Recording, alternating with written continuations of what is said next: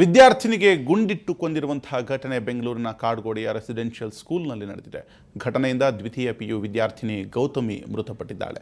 ಆಗುಂಬೆ ಮೂಲದ 41 ವರ್ಷದ ಅಟೆಂಡರ್ ಮಹೇಶ್ ಎಂಬಾತ ಈ ಕೃತ್ಯವೆಸಗಿದ್ದು, ಪಾವಗಡ ಮೂಲದ 18 ವರ್ಷದ ಗೌತಮಿ ಮೃತಪಟ್ಟವರು. ನಿನ್ನೆ ರಾತ್ರಿ ಮಹೇಶ್ ಗೌತಮಿ ತಲೆ ಹಾಗೂ ಕುತ್ತಿಗೆಗೆ ಗುಂಡಿಕ್ಕು ಹತ್ಯೆಗೈದು ಆಕೆಯ ಸ್ನೇಹಿತೆ ರಿತೀಶಾ ಮೇಲೂ ಕೂಡ ಶಿರೀಷಾ ಮೇಲೂ ಕೂಡ ಹಲ್ಲೆಯನ್ನು ನಡೆಸಿ ಪರಾರಿಯಾಗಿದ್ದಾನೆ. ಮೊನ್ನೆಯಷ್ಟೇ ಪರೀಕ್ಷೆ ಬರೆದಿದ್ದ ಗೌತಮಿ ಸಿಇಟಿ ಪರೀಕ್ಷೆಗೆ ಅಂತ ರೆಸಿಡೆನ್ಷಿಯಲ್ ಶಾಲೆಯ ವಿದ್ಯಾರ್ಥಿ ನಿಲಯದಲ್ಲಿ ತಂಗಿದ್ದಳು.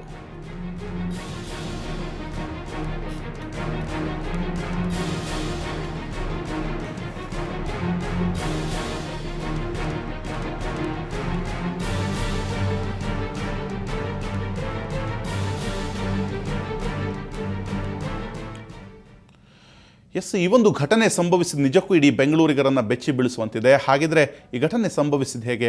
ಸ್ವತಃ ಮೃತಪಟ್ಟಂಥ ಗೌತಮಿಯವರ ತಂದೆ ಪಿ ರಮೇಶ್ ನಮ್ಮ ಜೊತೆ ಸಂಪರ್ಕದಲ್ಲಿದ್ದಾರೆ. ಸರ್ ನಮಸ್ಕಾರ. ಸರ್ ನಮಸ್ಕಾರ ಸರ್, ನನಗೆ ನ್ಯಾಯ ದೊರಕಿಸ್ಕೊಡಿ ಸರ್. ನಮ್ಮ ಗೃಹ ಮಂತ್ರಿಗಳೆಲ್ಲ ಬಂದಿದ್ರು, ಆಮೇಲೆ ಇವರು MN ರೆಡ್ಡಿ ಅವರು ಬಂದಿದ್ದಾರೆ. ನನಗೆ ನ್ಯಾಯ ದೊರಕಿಸ್ಕೊಡಿ ಸರ್, ಮೀಡಿಯಾದಿಂದ ನ್ಯಾಯ ದೊರಕಿಸ್ಕೊಡಿ ಸರ್. ನಾನು 1,48,600 ರೂಪಾಯಿ ಫೀಸ್ ಕಟ್ಟಿದ್ದೀನಿ ಸರ್. ನನ್ನ ಮಗಳಿಗೆ ನ್ಯಾಯ ದೊರಕಿಸ್ಕೊಡಿ ಸರ್. ಇಷ್ಟಲ್ಲದಲ್ಲೇ ಅವ್ರು ಯಾರೋ ಪ್ರಿನ್ಸಿಪಲ್ ಹೇಳಿದ್ರಂತೆ ಅಫೈರ್ ಇದೆ ಅಂತ ನನ್ನ ಮಗಳ ಮೇಲೆ ಹೇಳಿದಾರೆ ಸರ್, ಆಪಾದನೆ ಓಡಿಸಿದಾರಲ್ಲ ಸರ್. ಇದು ಯಾವ ನ್ಯಾಯ ಸರ್? ನೀವು ಇಡೀ ಕರ್ನಾಟಕದಲ್ಲಿ ನಾನು ವಿಚಾರಿಸಿ ಸರ್. ನೀವು ನಂದು ತಪ್ಪಿದ್ರೆ ನೀವು ತಲೆ ಕಡ್ದಾಕ್ರಿ ಸರ್, ಇಲ್ಲೇ ಕಡ್ದಾಕ್ಬಿಡ್ರಿ ಸರ್. ನನ್ನ ಮಗಳು ತಪ್ಪಿದ್ರೆ ನೀವು ಎಲ್ಲಾದ್ರೂ ವಿಚಾರಿಸಿ ಸರ್. ಅವನು ಯಾರೋ ಪ್ರಿನ್ಸಿಪಾಲ್ ಅಂತ ಸುವರ್ಸ್ ಒಳ್ಳೆ ಮಗ, ಮಿಂಡ್ರು ಬಿಡ್ದಾರ ಅವನ ಅಮ್ಮನ ಲೋಪರ್ಸ್ ಒಳ್ಳೆ ಮಗ. ನನ್ನ ಮಗಳ ಮೇಲೆ ಹಂಗೆ ಹೇಳಿದಲ್ಲ ಸರ್, ಅವನ ಅಮ್ಮನ ತಾನ ಸುಳೆ ಮಗಲ್ತಾ ಬಂದು ಸರ್. ನನ್ನ ಕೈಲಾಗ ಆಗ್ತಾ ಇಲ್ಲ ಸರ್, ಅಷ್ಟು ಸರ್ ನನಗೆ ಹೆಂಗೆ ತಡ್ಕೊಳಕ್ಕಾಗ ಸರ್. ನನ್ನ ಮಗಳು ಹೋಗಿದ್ದಲ್ದಲ್ಲಿ ಈ ಆಪಾದನೆ ಓದ್ಕೋಬೇಕಾ ಸರ್? ನಾನು ಯಾವತ್ತು ಒಪ್ಪಾಡಿದ್ದೀನಿ ಸರ್? ಯಾರು ತಪ್ಪಾಡಿದ್ದೀನಿ ಸರ್? ದೇವರು ಯಾವಾಗಲೂ 24 ಗಂಟೆ ದೇವ್ರ ಪೂಜೆ ಮಾಡ್ತಿದ್ದೆ, ಅದು ತಪ್ಪ ಸರ್. ನಂದು ಒಳ್ಳೆಯವ್ರಿಗೆ ಮಾಡ್ತಿದ್ದು, ಒಳ್ಳೇದೆಲ್ಲ ಮಾಡ್ತಿದ್ದೆ ಸರ್ ಎಲ್ಲರಿಗೂ, ಅದು ತಪ್ಪ ಸರ್. ನಾನು ಯಾರಿಗೆ ಹೇಳಿರೋಳು ಒಬ್ಬಳ ಮಗಳು ಸರ್, ಚಿನ್ನದಂಥ ಮಗಳು ಸರ್. ನನ್ನ ಮಗಳು ತಿನ್ನಂಥ ಮಗಳು ಸರ್. 5 ವರ್ಷದಲ್ಲಿ 1 ದಿವಸ ಬಸ್ ಹತ್ತಿಲ್ಲ ಸರ್, ಅಷ್ಟು ಚೆನ್ನಾಗಿ ನೋಡ್ಕೊಂಡಿದ್ದೀನಿ ಸರ್ ನನ್ನ ಮಗಳನ್ನ ಕೊಡ್ಸಿ ಸರ್, ಪ್ಲೀಸ್ ಸರ್. ರಮೇಶ್ ಅವರೇ, ಖಂಡಿತವಾಗಿಯೂ ರಮೇಶ್, ನಿಮ್ಮ ದುಃಖ ಅರ್ಥ ಆಗುವಂಥದ್ದು. ಈಗಾಗಲೇ ಪೊಲೀಸ್ FIR ಅಲ್ಲಿ ಕೂಡ ದಾಖಲಾಗಿರುವಂಥದ್ದು ಒನ್ ಸೈಡೆಡ್ ಅಫೇರ್ ಅಂತ. ನೀವು ಅದ್ರ ಬಗ್ಗೆ ತುಂಬಾ ವರಿ ಮಾಡ್ಕೊಳ್ಳೋ ಅಗತ್ಯ ಇಲ್ಲ. ಅಂದ್ರೆ ಆತ ಈಕೆಯನ್ನು ಪೀಡಿಸ್ತಿದ್ದ ಎನ್ನುವಂತಹ ಮಾತ್ರ ಅಲ್ಲಿ ಉಲ್ಲೇಖ ಆಗಿರುವಂಥದ್ದು. ಮಗಳು ಯಾವತ್ತಾದ್ರೂ ನಿಮ್ಮ ಹತ್ರ ಹೇಳ್ಕೊಂಡಿದ್ದ ಶಾಲೆಯಲ್ಲಿ ಈ ತರದೊಂದು ಏನಾದ್ರು ಮಹೇಶ್ ಅನ್ನೋನಿಂದ ಕಿರುಕುಳ ಇದೆ ಅಂತ ಏನಾದ್ರು ಹೇಳ್ಕೊಂಡಿದ್ದ?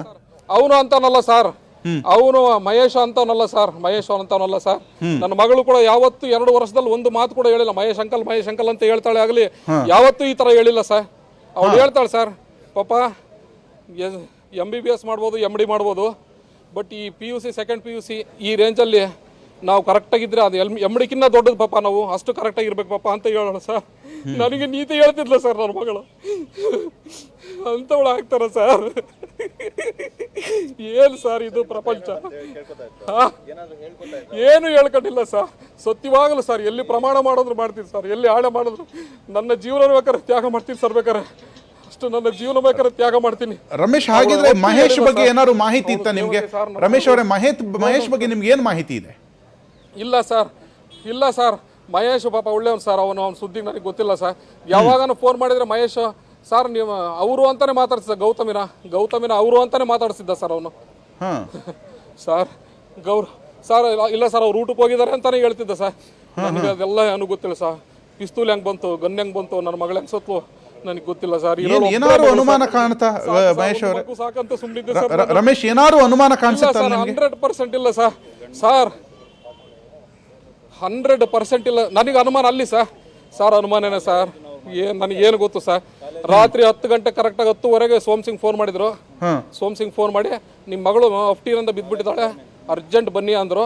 ಆಮೇಲೆ ಕೇಳಿದ್ರೆ ಇಲ್ಲ ಸರ್, ನೀವು ಡೈರೆಕ್ಟಾಗಿ ಹಿಂಗೆ ಹೇಳ್ಬಿಟ್ರೆ ತಪ್ಪಾಗುತ್ತೆ ಅಂತೇಳಿ ನಾನು ಈ ಥರ ಹೇಳಿದೆ ಸರ್ ಅಂದರು. ಅವರು ನಮ್ಮ ಜೊತೆಗಿದ್ರು, ಬಟ್ ನನಗೆ ಇದು ಏನು ಗೊತ್ತಿಲ್ಲ ಸರ್. ಹಿಂಗಾಗೋಯ್ತಲ್ಲ ಸರ್, ನನ್ನ ಮಗಳು ಯಾರು ಕೊಡ್ತಾರೆ ಸರ್? ಇರೋದೊಂದು ರಮೇಶ್, ಎಷ್ಟು ವರ್ಷದಿಂದ ಆ ಹಾಸ್ಟೆಲ್ ಅಲ್ಲಿ ಗೌತಮ್ ಇದ್ರು? 2 ವರ್ಷದಿಂದ ಸರ್. 2 ವರ್ಷದಿಂದ ಸರ್. ಸ್ಟಾರ್ಟ್ ಆಗಿರೋದು 2 ವರ್ಷ ಸರ್. ಅದು first year second year sir. First year second year sir start ಮಾಡಿ ಎಕ್ಸಾಮ್ ಎಲ್ಲ ಬರೆದಿದ್ದಾರೆ ಸರ್. ಬೇಕಾದ್ರೆ ಅವ್ರ ರಿಸಲ್ಟ್ ಬಂದಾಗ ನೀವೇ ನೋಡಿ ಸರ್, ಅವಳು ಎಂತವಳು ಅಂತ ನೀವೇ ರಿಸಲ್ಟ್ ಬಂದಾಗ ನೋಡಿ ಸರ್, ನೀವೇ ನೋಡಿ ಸರ್, ರಿಸಲ್ಟ್ ಬಂದಾಗ ನೋಡಿ ಸರ್, ನನ್ನ ಮಗಳು ಎಂತವಳು ಅಂತ ನಿಮ್ಮ ರಿಸಲ್ಟ್ ಎಲ್ಲ ಗೊತ್ತಾಗುತ್ತಲ್ಲ ಸರ್, ಅಂತ ಪೋಲಿ ಆಗಿದ್ರೆ ಈಗ ಕಾಲೇಜಿನ ಈ ಒಂದು ಹಾಸ್ಟೆಲ್ನ ಮ್ಯಾನೇಜ್ಮೆಂಟ್ ಅವ್ರು ಏನ್ ಹೇಳ್ತಿದ್ದಾರೆ, ಇದು ಮಹೇಶೇ ಮಾಡಿರೋ ಕೃತ್ಯ ಅಂತ ಹೇಳ್ತಿದಾರಾ? ಅವ್ರು ಹಂಗೆ ಹೇಳ್ತಿದ್ದಾರೆ ಸರ್, ನನಗೇನು ಗೊತ್ತಿಲ್ಲ ಸರ್. ಅವ್ರು ಮಹೇಶ ಮಾಡಿರೋದಂತ ಹೇಳ್ತಿದ್ದಾರೆ ಸರ್, ನನಗೇನು ಗೊತ್ತಿಲ್ಲ ಸರ್. ಅದಕ್ಕೆ MN ರೆಡ್ಡಿ ಅವ್ರು ಹೇಳಿದ್ದಾರೆ ತನಿಖೆ ಮಾಡಿಸ್ಕೊಡ್ತೀನಿ ನಾನು, ನೀವು ಯೋಚನೆ ಮಾಡಬೇಡ್ರಿ ಅಂತ. ಜಾರ್ಜ್ ಸರ್ ಅವರು ಬಂದಿದ್ರು, ಅವ್ರಿಗೂ ಹೇಳಿದ್ದೀನಿ ಸರ್. DCP ಅವ್ರು ಯಾರು ಮೇಡಮ್ ಬಂದಿದ್ರು, ರೋಹಿಣಿ ಮೇಡಮ್ ಬಂದಿದ್ರು, ಅವ್ರು ಹೇಳಿದಾರೆ ಸರ್ ನಿಮಗೆ ನ್ಯಾಯವಾದ ತನಿಖೆ ಮಾಡ್ಕೊಡ್ತೀನಿ ಅಂತ ಸರ್. ನನ್ನ ಮಗಳು ನಿಜವಾಗಲೂ ನನ್ನ ಮಗಳು ದೇವ್ರು ಸರ್, ಡೈಮಂಡ್ ಸರ್. ನೀವೆಲ್ಲಾದ್ರೂ ವಿಚಾರಿಸಿ ಸರ್, ಪರ್ಸನಲ್ ಆಗಿ ಎಲ್ಲಾದ್ರೂ ವಿಚಾರಿಸಿ ಸರ್. ಗೌತಮಿ ಹೆಂಗೆ ಅಂತ ಏನಾದ್ರೂ ಒಂದು ತಪ್ಪು ಬಂದ್ರೆ ನೀವು ಏನು ಶಿಕ್ಷೆ ಕೊಟ್ರು ಅಂತ ಅನುಭವಿಸ್ತೀನಿ ಸರ್. ಅದಕ್ಕೆ ನನ್ನ ಮಗಳ ಮೇಲೆ ಆಪಾದನೆ ಬರಬಾರ್ದು ಸರ್. ನನ್ನ ಕೈ ತಡ್ಕ ಇಲ್ಲ ಖಂಡಿತ ರಮೇಶ್, ನಿಮ್ಮ ಮಗಳ ಮೇಲೆ ಖಂಡಿತ ನಿಮ್ಮ ಮಗಳ ಮೇಲೆ ಯಾವುದೇ ರೀತಿಯಾದಂತಹ ಆಪಾದನೆ ಬರ್ತಾ ಇಲ್ಲ. ಆದ್ರೆ ಮಹೇಶ್ ಈ ಕೃತ್ಯ ಮಾಡಿದ್ದಾರೆ ಅನ್ನುವಂಥದ್ದು ಒಂದು ಕೇಳಿ ಬರ್ತಾ ಇರುವಂತಹ ವಿಚಾರ. ನೀವು ಈ ಮಧ್ಯೆ ಎಲ್ಲರೂ ಹಾಸ್ಟೆಲ್ಗೆ ಭೇಟಿ ಕೊಟ್ಟಿದ್ರಾ? ಅಲ್ಲಿನ ಹಾಸ್ಟೆಲ್ ವಾತಾವರಣ ಗೌತಮಿ ಹೇಳೋ ಪ್ರಕಾರ ಹೇಗಿತ್ತು ಸರ್? ನಾವು ಯಾವಾಗಲೂ ಹೋಗ್ತೀರಿ ಸರ್, ಇಲ್ಲ ಸರ್. ಗೌತಮಿ ಸೂಪರ್ ಆಗಿರ್ತಾಳೆ ಸರ್, ಅವ್ರ ದೇವ್ರು ಸರ್, ಅವಳು ದೇವ್ರು ಸರ್. ಅಂತ ಮಗಳು ಎಲ್ಲಿ ಯಾರಿಗೂ ಬಿಟ್ಟಲ್ಲ ಸರ್. ನನ್ನ ಮಗಳು ಅಷ್ಟು ಚೆನ್ನಾಗಿರ್ತದೆ, ಎಷ್ಟು ಒಳ್ಳೆಯಳು ಸರ್ ನನ್ನ ಮಗಳು. ನೀವೆಲ್ಲಾದ್ರೂ ವಿಚಾರಿಸಿ ಸರ್, ಪಾವಡಕ್ಕೆ ಬಂದು ನೀವು ಯಾರನ್ನಾದ್ರೂ ಕೇಳಿ ಸರ್, ಗೌತಮಿ ಹೆಂಗೆ ಅಂತ ಕೇಳಿ ಸರ್, ರಮೇಶ್ ಹೆಂಗೆ ಅಂತ ಕೇಳಿ ಸರ್. ನಮ್ಮದು ಏನಾದರೂ ಅಲ್ಲಿ ಒಬ್ಬರು ತಪ್ಪು ಹೇಳಿದ್ರೆ ನೀವು ಏನು ಶಿಕ್ಷೆ ಕೊಟ್ಟರು ನಾನು ಅನುಭವಿಸಕ್ಕೆ ರೆಡಿ ಸರ್. ಯಾವತ್ತು ಕೊನೆ ಸರ್ತಿ ಯಾವತ್ತು ಮಾತಾಡಿದ್ದು ಮಗಳ ಜೊತೆ? ಸಾಯೋವರೆಗೂ ಜೈಲಲ್ಲಿ ಇರ್ತೀನಿ ಸರ್. ಬೇಕು ರಾತ್ರಿ ಸಹ 7:30 ಸರ್, ಸಾಯಂಕಾಲ 7:30 ಸರ್. ನಿನ್ನೆ ಸಾಯಂಕಾಲ 7:30 ಮಾಡಿ ನಮ್ಮ ಫ್ರೆಂಡ್ ರಮೇಶ್ ಅವ್ರು ಬರ್ತೀವಿ ಅಂದ್ರೆ ಇವರೇ ಸರ್, ರಮೇಶ್ ಅವರು ಇವ್ರು ಬರ್ತೀವಿ ಬಾ ಕಾಲೇಜ್ಗೆ ಹೋಗ್ತೀವಿ ಅಂದ ತಕ್ಷಣ ನಾನು ಅವಳಿಗೆ ಏನು ಬೇಕು ಚಪಾತಿ ಎಲ್ಲ ಮಾಡಿಸಿ ಎಲ್ಲ ಕಳಿಸಿ ಸರ್, ಎಲ್ಲ ಕಳ್ಸೋಣ ಅಂತ ಕಾರಲ್ಲಿ ಇಟ್ಟು, ಇವ್ರು ಯಾವ್ದು ಕಾರ್ ಹೇಳಿದ್ರು ಅದೇ ಕಾರಲ್ಲಿ ಇಟ್ಟು ಬಂದೆ. ಚಪ್ಪಣ್ ಸರ್ ನಾವು ರಮೇಶ್ ಅಂತ ಇವ್ರ ಫ್ರೆಂಡ್. ನಾವು ನಮ್ಮ ಮಗ ಕೂಡ ಅದೇ ಕಾಲೇಜಲ್ಲೇ ಓದ್ತಾ ಇದ್ದಾನೆ 2 ವರ್ಷದಿಂದ. ಅದು ಯಾವ ರೀತಿ ಆಗಿದೆ ಅನ್ನೋದೇ ಗೊತ್ತಾಗ್ತಾ ಇಲ್ಲ. ಅದು ತನಿಖೆ ನಡೆಸಬೇಕಾಗ್ತದೆ. ಆಮೇಲೆ ಅವನಿಗೆ ರೂಮ್ ಬಾಯ್ಗೆ ರಿವಾಲ್ವಾರು, ಸೈಲೆನ್ಸರ್ ರಿವಾಲ್ವಾರು ಹೆಂಗೆ ಬಂತು, ಆಮೇಲೆ ಯಾವ ರೀತಿ ಮ್ಯಾನೇಜ್ಮೆಂಟ್ ಮಾಡ್ತಾ ಇದೆ ಕಾಲೇಜು, ಇದಕ್ಕೆ ಎಲ್ಲ ತನಿಖೆ ಆಗಬೇಕು. ಯಾರು ಅದಕ್ಕೆ ತಪ್ಪು ಮಾಡಿದಾರೆ ಅವ್ರಿಗೆ ಶಿಕ್ಷೆ ಆಗಬೇಕು. ಇದನ್ನು ಖಂಡಿತ ನಿಮ್ಮ ಮೀಡಿಯಾದವರು ಕೂಡ ನಮಗೆ ಕೋಆಪರೇಷನ್ ಮಾಡಬೇಕು. ಈ ಎಲ್ಲ ಮೀಡಿಯಾದವ್ರಿಗೂ ನಾವು ಕೇಳ್ಕೊಳ್ಳೋದು ಇಷ್ಟೇ ಸರ್, ನಿಮ್ಮ ಸ್ವಂತ ಮಕ್ಕಳು ಅಕ್ಕ ತಂಗಿ ಅಂತ ತಿಳ್ಕೊಂಡು ಇದಕ್ಕೆ ನಮಗೆ ನೀವು ಹೆಲ್ಪ್ ಮಾಡಬೇಕಾಗುತ್ತೆ ಸರ್. ನಮಗೆ ಇವರು ಹೋಮ್ ಮಿನಿಸ್ಟ್ರು ಬಂದಿದ್ದರು, ರೋಹಿಣಿ ಮೇಡಮ್ ಅವ್ರು ಬಂದಿದ್ದರು, DSP ಎಲ್ಲರೂ ಹೇಳಿದ್ದಾರೆ ನಿಮಗೆ ತನಿಖೆ ಮಾಡಿಕೊಡ್ತೀವಿ, ಯಾರು ತಪ್ಪಿತಸ್ಥರೋ ಅವ್ರನ್ನ ನಾವು ಹಿಡಿದು ಶಿಕ್ಷೆಗೆ ಗುರು ಮಾಡ್ತೀವಿ ಅಂತ ಹೇಳಿದ್ದಾರೆ. ಅದನ್ನು ಖಂಡಿತ ನೀವು ಮಾಡಬೇಕಾಗುತ್ತೆ ಸರ್. ಈಗ ಅವರು 1,65,000 ರೂಪಾಯಿ ಫೀಸ್ ತೊಗೊಳ್ತಾ ಇದ್ದಾರೆ. ತಗೊಳ್ಳಿ, ಸಂತೋಷ, ನಾವು ಖುಷಿಯಿಂದ ಕೊಡ್ತಾ ಇದ್ದೀವಿ. ಆದರೂ ಕೂಡ ಏನೇ ಅದು ಫೆಸಿಲಿಟಿನೇ ಇಲ್ಲ ಅಲ್ಲ ಸರ್. ರಾತ್ರಿ 9:30 ಆಗಿದೆ ಅಂತ ಹೇಳ್ತಾರೆ, ಶೂಟ್ ಮಾಡಿದ್ದಾರೆ ಅಂತ ಹೇಳ್ತಾರೆ.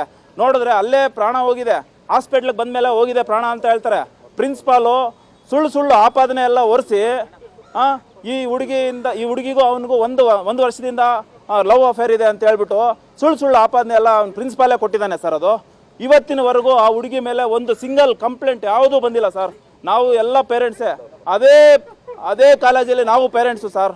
ಎಲ್ಲರೂ ನಾವು ನಿಮ್ಮ ಲೈವ್ಗೆ ಬಂದು ಮಾತಾಡ್ತಾ ಇದ್ದೀವಿ, ನಿಮ್ಮ ಚಾನಲ್ಗೆ ಬಂದು ಮಾತಾಡ್ತೀವಿ. ನಾವು ಯಾವತ್ತೂ ನಾವು ಏನು ಅದ್ರ ಬಗ್ಗೆ ಇನ್ಫಾರ್ಮೇಷನ್ ಬೇಕಾದರೂ ನಾವು ಕೊಡ್ತೀವಿ ಸರ್ ನಿಮಗೆ.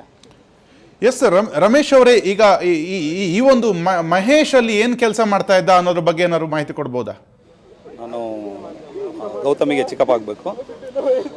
ಏನಾಗಿದೆ ಅಂತ ಇದುವರೆಗೂ ಕಾಲೇಜಿಂದಲೂ ಏನೂ ಕ್ಲೂ ಕೊಟ್ಟಿಲ್ಲ ನಮಗೆ. ಅಲ್ಲ, ಪ್ರಿನ್ಸಿಪಾಲ್ರು ಬಂದು ಒಂಥರ ಹೇಳ್ತಾರೆ, ಪ್ಲಸ್ ಅವರು ಮ್ಯಾನೇಜ್ಮೆಂಟ್ ಬಂದು ಒಂಥರ ಹೇಳ್ತಾ ಇದ್ದಾರೆ. ಮತ್ತು ಮೀಡಿಯಾದಲ್ಲಿ ಬಂದ್ಬಿಟ್ಟು ಬೇರೆ ಥರ ಮಾಡ್ತಾ ಇದ್ದಾರೆ. ಇಲ್ಲಿ ಮಗಳನ್ನೂ ಕಳ್ಕೊಂಡು ನಿಷ್ಠೂರನೂ ಮಾಡಿಕೊಂಡು ಯಾಕೆ ಈ ಥರ ಆಗಬೇಕು? ಮೀಡಿಯಾದವ್ರನ್ನ ಕೇಳಿದರೆ ನಾವು ಆ ಥರ ಹೇಳಿಲ್ಲ, ನಾವು ಈ ಥರ ಹೇಳಿಲ್ಲ ಅಂತಾರೆ. ಯಾಕೆ ಈ ಥರ ಮಾಡಿ ಮಿಸ್ಯೂಸ್ ಮಾಡಿ ಮಿಸ್ಗೈಡ್ ಮಾಡ್ತೀರಾ?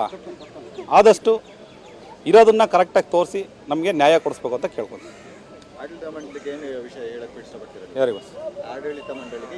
ಆಡಳಿತ ಮಂಡಳಿಗೆ ಬಸ್ ಅವ್ರ ನಿರ್ಲಕ್ಷ್ಯನೇ ಇವತ್ತು ಈ ಸಾವಿಗೆ ಕಾರಣ ಅಂತ ನನ್ನ ಪಕ್ಕ ಅನಿಸಿಕೆ. ಸರ್, ಈಗ ನೋಡಿ, ಈ ರೀತಿ ಆಗಿರುವಂಥದ್ದು ನಿಮಗೆ ಆಡಳಿತ ಮಂಡಳಿಗೆ ನೀವು ಏನು ಪ್ರಶ್ನೆ ಆಗ್ತೀರಾ ಮ್ಯಾನೇಜ್ಮೆಂಟ್ಗೆ మేనేజ్మెంట్కి ఏం వేస్తారు సార్ నా బిడ్డ బాగొట్టుకొని కూడా ఏం వేస్తాం సార్ నేను ಸರ್ ಇಂಕೋ ಯಾವ ಪೇರೆಂಟ್ಸ್ యా మక్కలు సార్ ನಮ್ಮ ಮಕ್ಕಳಿಗೆ ಆದ ಅನ್ಯಾಯ ನಮ್ಮ ಮಕ್ಕಳಿಗೆ ಆದ ಅನ್ಯಾಯ ಯಾರಿಗೂ ಆಗ್ಬಾರ್ದು ಸರ್ ನನ್ನ ಮಗಳಿಗೆ ಆದ ಅನ್ಯಾಯ ಯಾರಿಗೂ ಆಗ್ಬಾರ್ದು ನನ್ನ ಮಗಳಿಗೆ ಆದ ಅನ್ಯಾಯ ಯಾರಿಗೂ ಆಗ್ಬಾರ್ದು ಸರ್ ಮೇಡಮ್ ನಮಗೆ ಯಾರು ನಾವು ಸರ್ ನನ್ನ ಮಗಳಿಗಾಗಿ ಅನ್ಯಾಯ ಯಾರಿಗೂ ಆಗ್ಬಾರ್ದು ಮೇಡಮ್ న్యాయం జరగాలి సార్ మేనేజ్మెంట్ తరఫున న్యాయం కావాలి ನೀವೆಲ್ಲ ಪೇರೆಂಟ್ಸ್ಗಳು ಏನು ಇದು ಮಾಡ್ತೀರಿ ಎಲ್ಲರೂ ಸೇರ್ಬೇಕು ಸರ್ పేరెంట్స్ అంతా వచ్చింది ಸ್ವಲ್ಪ ಸುಮ್ಮನೆ ಇರಿ ಸರ್ ನಮಗೂ ಟೆನ್ಷನ್ ಇರುತ್ತೆ ಏನು ಹೇಳ್ತೀರಿ ಸರ್ ಎಸ್ ಏನು ಹೇಳೋಕ್ಕಾಗಲ್ಲ ಸ್ಕೂಲ್ ಅವ್ರಿಗೆ ಮತ್ತೆ ಮಕ್ಕಳಿಗೆ ಸೇರಿಸೋರಿಗೆ ಅವ್ರಿಗೆಲ್ಲ ಯಾವ ರೀತಿ ಇದು ಮಾಡ್ತಾರೆ ಏನು ಹೇಳ್ತೀರಿ ಸರ್ ನಾವು ಯಾರಿಗೇನು ಹೇಳೋಣ ಸರ್ ನನಗೆ ಯಾರು ಹೇಳೋಣ ಸರ್ ನನಗೂ ಸುತ್ತೋದ್ರೆ ಸಾಕು ಸರ್ ನನಗಿನ್ನೇನು ಬೇಡ ನನಗೇನು ಬೇಡ ಸರ್ ನನ್ನ ಮಗಳು ಬೇಕು ಸರ್ ನನಗೆ ನನ್ನ ಮಗಳು ಬೇಕು ಸರ್ ನನ್ನ ಮಗಳು ಬೇಕು ಸರ್ ನನಗೆ ನನ್ನ ಮಗಳು ಸರ್ ಕೊಡಿಸಿ ಸರ್ ನನ್ನ ಮಗಳು ಕೊಡಿಸಿ ಸರ್ ಮತ್ತೆ ನೀವು ಏನಾದರೂ ಹೇಳ್ತೀವಿ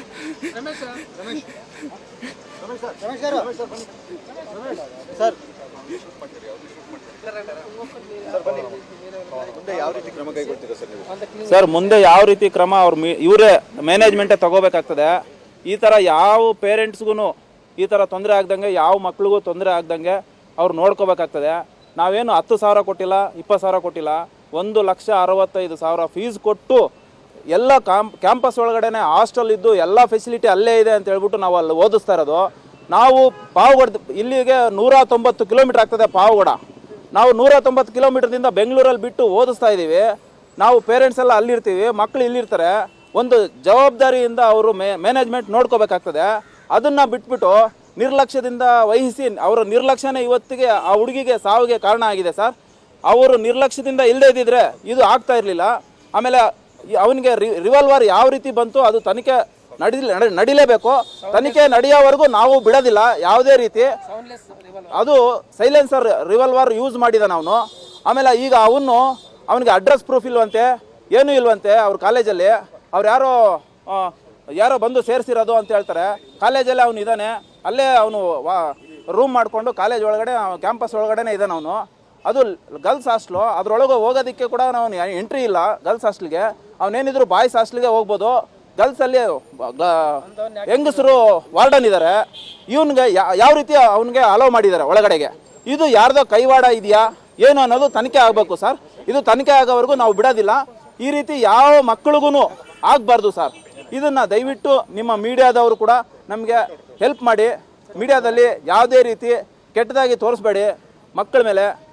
ಇದನ್ನು ಅವರೇನಾದರೂ ಸ್ವಲ್ಪ ಇದು ಮಾಡ್ಕೊಂಡ್ಬಿಟ್ಟು ಪೇರೆಂಟ್ಸ್ ಏನಾದರೂ ಹೆಚ್ಚು ಕಮ್ಮಿ ಮಾಡಿಕೊಂಡ್ರೆ ಮೀಡಿಯಾಗಳಿಗೂ ಬರ್ತದೆ. ಮೀಡಿಯಾದವ್ರನ್ನೂ ಯಾರನ್ನೂ ಸುಮ್ಮನೆ ಬಿಡೋದಿಲ್ಲ. ಆಮೇಲೆ ಯಾವ ಮ್ಯಾನೇಜ್ಮೆಂಟ್ನೂ ಸುಮ್ಮನೆ ಬಿಡೋದಿಲ್ಲ. ನಾವು ಎಲ್ಲ ಬಂದು ಅಲ್ಲೇ ಧರಣಿ ಕೂತ್ಕೊಳ್ತೀವಿ. ಅವನ ಕಾಲೇಜು ಅವನು ಮುಗಿಸೋವರೆಗೂ, ಕಾಲೇಜು ಬಾಗ್ಲಾಕೋವರೆಗೂ ನಾವು ಬಿಡೋದಿಲ್ಲ. ಇದು ನಮ್ಮ ಅನಿಸಿಕೆ. ಅವನು ಕರೆಕ್ಟಾಗಿ ಮ್ಯಾನೇಜ್ಮೆಂಟ್ ಮಾಡ್ಕೊಂಡು ಹೋದರೆ ಕಾಲೇಜ್ ಮುಂದುವರಿಸ್ಬೋದು, ಇಲ್ಲಾಂದರೆ ಆಗೋದಿಲ್ಲ ಸರ್. ಅವನು ಅಲ್ಲಿಗೆ ಸ್ಟಾಪ್ ಮಾಡಬೇಕಾಗ್ತದೆ. ಈಗ ಅಷ್ಟೊಂದು ಲೇಡೀಸ್ ಹಾಸ್ಟೆಲ್ ಅಂದ್ರೆ ಹೌದು ಸರ್, ಸೆಕ್ಯೂರಿಟಿ ಇರುತ್ತೆ, ಫುಲ್ ಸೆಕ್ಯೂರಿಟಿ ಇರುತ್ತೆ. ಎಸ್ಪೆಷಲಿ ಹೌದು ಸರ್, ಹಾಸ್ಟೆಲ್ಗೆ ಹೌದು ಸರ್. ಆಗಿನೂ ಒಂದು ಪಿಸ್ತೂಲ್ ಇಟ್ಕೊಂಡು ಎಕ್ಸ್ಪ್ರೆಷನ್ ಕೇಳ್ತೀರಾ? ಹೌದು ಸರ್, ಅದು ಬೇಕು. ಅದಕ್ಕೆ ಅವರು ಮ್ಯಾನೇಜ್ಮೆಂಟ್ ಹೇಳಬೇಕು ಸರ್. ನನಗೆ ಅವರು ಚೇರ್ಮನ್ ಸೋಮ್ ಸಿಂಗ್ ಸಾರು ಅವನು ಯಾವ ರೀತಿ ನೋಡ್ಕೊಳ್ತಾ ಇದ್ದಾರೆ ಕಾಲೇಜ್ ಬಗ್ಗೆ, ಅದಕ್ಕೆ ನನಗೆ ಅವರು ಹೇಳ್ಬೇಕಾಗ್ತದೆ. ಪರ್ಸ್ನಲಿ ಬರಬೇಕಾಗ್ತದೆ, ಮೀಡಿಯಾ ಮುಂದೆ ಅವರು ಬರಬೇಕಾಗ್ತದೆ. ನಾವು ಈಗ ಬಾಡಿ ತಗೊಂಡು ಕಾಲೇಜ್ ಹತ್ರ ಹೋಗ್ತಾ ಇದ್ದೀವಿ. ನೀವು ಆ ಮೀಡಿಯಾ ಅಲ್ಲಿಗೂ ಬಂದರೂ ಕೂಡ ನಾವು ಅಲ್ಲೂ ಮಾತಾಡ್ತೀವಿ. ಬಾಡಿನ ಅಲ್ಲೇ ಇಟ್ಕೊಳ್ತೀವಿ ನಾವು. ಇದು ಫಸ್ಟ್ ತನಿಖೆ ಆಗೋವರೆಗೂ ನಾವು ಬಾಡಿನ ಪಾವಗಡಕ್ಕೆ ತೊಗೊಂಡೋಗೋದಿಲ್ಲ. ಎಲ್ಲ ಕ್ಲಾರಿಫಿಕೇಶನ್ ಕೊಟ್ಟರೆ ನಾವು ಬಾಡಿನ ಎತ್ಕೊಂಡು ಹೋಗ್ತೀವಿ ಅಷ್ಟು ಸರ್. ಈಗ ಕಾಲೇಜ್ ಮುಂದೆ ಹೋಗ್ತೀವಿ ನಾವು. ಈಗ ಬಾಡಿ ನಮ್ಗೆ ಹ್ಯಾಂಡ್ ಓವರ್ ಮಾಡಿದ ತಕ್ಷಣ ಸರ್ ಹೋಗ್ತೀವಿ ಸರ್. ಕಾಲೇಜ್ ಮುಂದೆ ಹೋಗ್ತೀವಿ. ಅವರು ನಮಗೆ ಯಾವುದೇ ರೀತಿ ಇನ್ಫಾರ್ಮೇಶನ್ ಯಾವ ರೀತಿ ಆಗಬೇಕು ಅನ್ನೋದು ನಿಮಗೆ ಮೀಡಿಯಾದವ್ರಿಗೆ ಹೇಳಬೇಕು ಸರ್. ಪ್ರಿನ್ಸಿಪಾಲು ನಿಮ್ಮ ಮೀಡಿಯಾಗೆ ಫೋನ್ ಮಾಡಿ ಈ ಥರ ಅವರು ಇನ್ಫಾರ್ಮೇಶನ್ನು ಕೊಟ್ಟಿದ್ದಾರಂತೆ. 1 ವರ್ಷದಿಂದ ಲವ್ ಅಫೇರ್ ಇದೆ ಆ ಹುಡುಗಿಗೆ, ಅದಕ್ಕೆ ಆ ಹುಡುಗಿ ಒಪ್ಕೊಳ್ದೇ ಇದ್ದಿದ್ದಕ್ಕೆ ಈ ಹುಡುಗರು ಶೂಟ್ ಮಾಡಿದ್ದಾನೆ ಅಂತ ಹೇಳ್ತಾ ಇದ್ದಾರೆ. ಇವರು ಪ್ರಿನ್ಸಿಪಾಲ್ಗೆ ಗೊತ್ತಿರೋವಾಗ, 1 ವರ್ಷದಿಂದ ಪ್ರಿನ್ಸಿಪಾಲ್ಗೆ ಗೊತ್ತಿರೋವಾಗ ಪೇರೆಂಟ್ಸ್ಗೆ ಯಾಕೆ ಇನ್ಫಾರ್ಮೇಶನ್ ಕೊಡಲಿಲ್ಲ? ಅದು ಬೇಕು ಸರ್. ನಮಗೆ ಪೇರೆಂಟ್ಸ್ಗೆ ಇನ್ಫಾರ್ಮೇಶನ್ ಕೊಡಬೇಕಲ್ವ ಸರ್, ಅದು ಅವ್ರ ಕರ್ತವ್ಯ. ಅದು ಕೊಡದೆ ಇವತ್ತಿನ ದಿವಸ ಇವನು ಅವ್ರ ಕಾಲೇಜ್ ಇಮೇಜ್ ಉಳಿಸ್ಕೊಳ್ಳೋದಕ್ಕೋಸ್ಕರ ಅದನ್ನು ಮೀಡಿಯಾ ಇದ್ರ ಮೇಲೆ ದೊಬ್ಬು ಬಿಡ್ತಾ ಇದ್ದಾರೆ, ಹುಡುಗಿ ಮೇಲೆ ದೊಬ್ಬು ಬಿಡ್ತಾ ಇದ್ದಾನೆ. ಅದನ್ನು ಡೈವರ್ಟ್ ಮಾಡೋದಕ್ಕೆ ನೋಡ್ತಾ ಇದ್ದಾರೆ ಕೇಸ್ನ. ಅದಕ್ಕೋಸ್ಕರ ಅದು ಯಾವುದೇ ರೀತಿ ಡೈವರ್ಟ್ ಆಗದೆ ನೀವು ನಿಮ್ಮ ಮೀಡಿಯಾದವರು ಕೂಡ ನಮಗೆ ಹೆಲ್ಪ್ ಮಾಡಿ ಅದನ್ನು ಪೊಲೀಸ್ ಕಡೆಯಿಂದ ತನಿಖೆ ಮಾಡಿಸಿ ಯಾರು ಶಿಕ್ಷೆರೋ ಅವ್ರಿಗೆ ಶಿಕ್ಷೆ ಆಗೋಂಗೆ ಮಾಡಬೇಕಾಗುತ್ತೆ. ದಯವಿಟ್ಟು ಅದನ್ನೇ ಕೇಳ್ಕೊಳ್ತಾ ಇದ್ದೀನಿ. ಇನ್ನೊಬ್ಬರಿಗೆ ಯಾವುದೇ ರೀತಿ ಈ ಥರ ಪೇರೆಂಟ್ಗೆ ಆಗಬಾರ್ದು. ನನ್ನ ಮಗ ಕೂಡ ಅಲ್ಲೇ ಓದ್ತಾ ಇದ್ದಾನೆ. ನಾವು ಪಾವಗಡದಿಂದ 20 ಜನ ಅದೇ ಕಾಲೇಜಲ್ಲಿ ಓದ್ತಾ ಇದ್ದಾರೆ ನಮ್ಮ ಮಕ್ಕಳೆಲ್ಲರೂ. ಇದಕ್ಕೋಸ್ಕರ ನೀವು ಯಾವ ರೀತಿ ಮುಂದೆ ತನಿಖೆ ತಗೊಳ್ತಾರೋ ಅದನ್ನು ನಾವು ಕಾಯ್ತೀವಿ ಸರ್. ಕಾದ್ಬಿಟ್ಟು ಮುಂದಿನ ಕ್ರಮ ಏನು ಅಂತ ತಗೊಳ್ತೀವಿ ನಾವು. ಚಿಕ್ಕ ಪುಟ್ಟ ವಿಷಯನೂ ನಿಮ್ಮ ಗಮನಕ್ಕೆ ತರ್ತಾರೆ? ಇಲ್ಲ ಸರ್, ಏನೂ ತಂದಿಲ್ಲ ಸರ್ ಅವರು. ಹೌದು, ಚಿಕ್ಕ ಪುಟ್ಟ ಅಂದರೆ ಸರ್ ಅವ್ರು ಒಂದ್ಸಲ ಪಾವಗಡಕ್ಕೆ ಬಂದಿದ್ದಾರೆ. ಲಾಸ್ಟ್ ಒಂದು 15 days ಬ್ಯಾಕ್ ಅವರು ಒಂದು ಎಕ್ಸಾಮ್ ಕಂಡಕ್ಟ್ ಮಾಡ್ತಾರಂತೆ. ಕಾಂಪಿಟೇಟಿವ್ ಎಕ್ಸಾಮಲ್ಲಿ ಕಾಲೇಜೆಲ್ಲ ಎಕ್ಸಾಮ್ ಕಂಡಕ್ಟ್ ಮಾಡ್ತಾರಂತೆ. ಆ ಎಕ್ಸಾಮಲ್ಲಿ ಕರೆಂಟ್ ಹೋಗಿದೆ. ಕರೆಂಟ್ ಹೋದಾಗ ಇವರು ಹುಡುಗರು ಕಾಪಿ ಮಾಡಿದ್ದಾರೆ. ಕಾಪಿ ಮಾಡೋದನ್ನು CC ಕ್ಯಾಮ್ರಾದಲ್ಲಿ ಫೀಡ್ ಆಗಿದೆ, ಕಾಪಿ ಆಗಿರೋದು.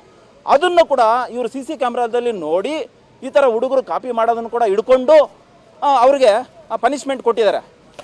ಈ ಥರ ಮ್ಯಾನೇಜ್ಮೆಂಟ್ ಇದ್ದಾಗ ಈ ಹುಡುಗನ ಹತ್ರ ಹೆಂಗೆ ರಿವಾಲ್ವರ್ ಬಂತು, ಯಾವ ರೀತಿ ಇವರು ಮ್ಯಾನೇಜ್ಮೆಂಟ್ ನೋಡ್ಕೊಳ್ತಾ ಇದೆ. ಆಮೇಲೆ ಇವನಿಗೆ ಯಾರಾದರೂ ಕುಮ್ಮಕ್ಕು ಮಾಡಿ ಇವನಿಗೆ ಏನಾದರೂ ರೆಡಿ ಮಾಡಿ ಮಾಡಿಸಿರೋದ ಏನು ಅನ್ನೋದು ನಮಗೆ ಹೊರಬೀಳ್ಬೇಕಾಗ್ತದೆ. ಅದಕ್ಕೋಸ್ಕರ ಲೇಡೀಸ್ ಹಾಸ್ಟೆಲ್ ಒಳಗಡೆ ಇವನು ಹೆಂಗೆ ಹೋಗಕ್ಕೆ ಬಿಟ್ಟರು ಇವನ್ನ, ಅದು ನನಗೆ ಅವರು ಚೇರ್ಮನ್ ಹೇಳ್ಬೇಕಾಗ್ತದೆ.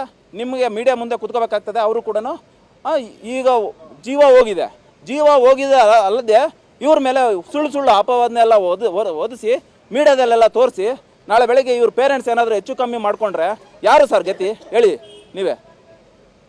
ಇಷ್ಟು ಮಾತಾಡೋದಕ್ಕೆ ಇದು ಮಾಡ್ತೀನಿ ಸರ್. ಇದಕ್ಕೆ ಆಗಿರೋದು ಸರ್, ಒಂದು ಚಿಕ್ಕ ಹುಡುಗಿ ಪ್ರಾಣ ಹೋಗಿದೆ ಈ ರೀತಿ. ಚಿಕ್ಕ ಹುಡುಗಿಲ್ಲ, ಅವಳು ನನಗೆ ಮಗಳೇ, ದೊಡ್ಡ ಮಗಳು.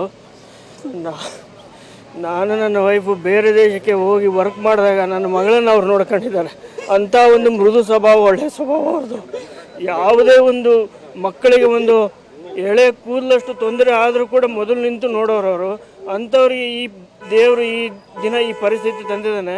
ಒನ್ ಆ್ಯಂಡ್ ಫೋರ್ಮೋಸ್ಟ್ ಥಿಂಗ್ ಅಂದರೆ ಆ ಲೇಡೀಸ್ ಹಾಸ್ಟೆಲಲ್ಲಿ ಆಫೀಸ್ ಬಾಯ್ ಅಂತ ಏನಕ್ಕೆ ಬಿಟ್ಟಿದ್ದಾರೆ ಗರ್ಲ್ಸ್ ಇರೋ ಹತ್ರ, ಒಂದು ಪರ್ಮಿಷನ್ ಹೇಗೆ ಕೊಡ್ತಾರೆ, ಮ್ಯಾನೇಜ್ಮೆಂಟ್ ಏನು, ಸೇಫ್ಟಿ ಏನು, ಸೆಕ್ಯೂರಿಟಿ ಏನು, ಲೈಕ್ ಸೈಲೆನ್ಸರ್ ವಿತ್ ರಿವಾಲ್ವರ್ ಹೇಗೆ ಬಂದಿದೆ, ಅದಕ್ಕೆ ಪರ್ಮಿಷನ್ ಯಾರು ಕೊಡ್ತಾರೆ, ಮೊದಲೇ ಪ್ರೀ ಪ್ಲ್ಯಾನ್ಡ್ ಮರ್ಡರು ಇದು, ಮ್ಯಾನೇಜ್ಮೆಂಟ್ ಮಾಡಿದಾರೋ ಅಥವಾ ಯಾರು ಕುಮ್ಮ ಕೊಟ್ಟಿದ್ದಾರೆ, ಇದು ಏನು ಅನ್ನೋದು ಬೇಕು. CCTV ಫುಟೇಜಲ್ಲಿ ಆಗಿದೆ ಅಂತಾರೆ, ಅದು ಇದುವರೆಗೂ ನಮಗೂ ತೋರಿಸಿಲ್ಲ, ಗೊತ್ತಿಲ್ಲ ಅದರಲ್ಲಿ ಏನೇನೇ ಅದು ಗೊತ್ತಿಲ್ಲ. ಫಸ್ಟ್ ಆಫ್ ಆಲು ಈ ಗರ್ಲ್ಸ್ ಹಾಸ್ಟೆಲಲ್ಲಿ ಬಾಯ್ಸ್ನ ಏನಕ್ಕೆ ಅವ್ರು ಅಪಾಯಿಂಟ್ಮೆಂಟ್ ಮಾಡ್ಕೊಳ್ತಾರೆ ಫಸ್ಟು. ಸೆಕೆಂಡ್ ಥಿಂಗು 2 ವರ್ಷದಿಂದ ಇದ್ದಾರೆ ಅಂತಾರೆ, ಅವ್ನು ಟ್ರೇಸ್ ಔಟ್ ಮಾಡೋಕೆ ಆಗ್ತಿಲ್ಲ, ID ಕಾರ್ಡ್ ಇಲ್ಲ, ಪ್ರೂಫ್ ಇಲ್ಲ, ಅವ್ನು ಹೇಗೆ ಜಾಬಲ್ಲಿ ಇವ್ರು ಇಟ್ಕೊಂಡಿರ್ತಾರೆ, ಆ ಸೇಫ್ಟಿ ಏನು, ಮಕ್ಕಳು ಇರ್ತಾರೆ, ಅಷ್ಟು ವರ್ಷ 1,65,000 ರೂಪಾಯಿ ಕೊಟ್ಬಿಟ್ಟು ಫೀಸ್ ಕಷ್ಟಪಟ್ಟು ದುಡಿದು ಮೈ ಬೇವ್ರು ಸುರಿಸಿ ಅವ್ರನ್ನ ಸೇರಿಸಿರ್ತಾರೆ, ಓದಿಸ್ತಾ ಇರ್ತಾರೆ.